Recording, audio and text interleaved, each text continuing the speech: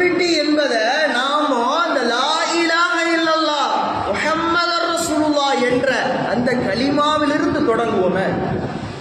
இது ஒரு சாதாரண வார்த்தை நம்ம நினைக்கிறோம். லா இலாஹ இல்லல்லாஹ் முஹம்மது ரசூலுல்லாஹ் என்பது ஒரு சாதாரண வார்த்தை.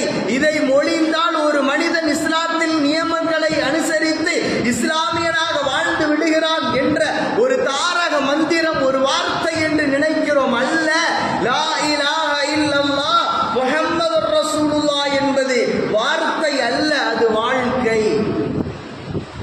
பெருமானார் ஸல்லல்லாஹு அலைஹி வஸல்லம் நமக்கு வாழ்ந்து காட்டிய வாழ்க்கையின் யதார்த்த அர்த்தம். பெருமானார் மக்கத்து மண்ணிலே வாழ்கிற பொழுதெல்லாம் லா இலாஹ இல்லல்லாஹ் என்ற ஏகத்துவ முழக்கத்தோடு வாழ்ந்தார்கள். மதீனா மண்ணில் வந்த பிறகு முஹம்மதுர் ரசூலுல்லாஹ், லா இலாஹ இல்லல்லாஹ் ஏகத்துவம் என்றால், முஹம்மதுர் ரசூலுல்லாஹ் சகோதரத்துவம். இந்த ஏகத்துவத்தினுடைய யதார்த்த அர்த்தத்தை நாம் உள்வாங்க மறந்ததினால், மறுத்ததினால் ஏற்பட்ட விளைவு நமக்கு மத்தியில் கருத்து சிதறல்கள், கருத்து மோதல்கள், பல்வேறு கொள்கை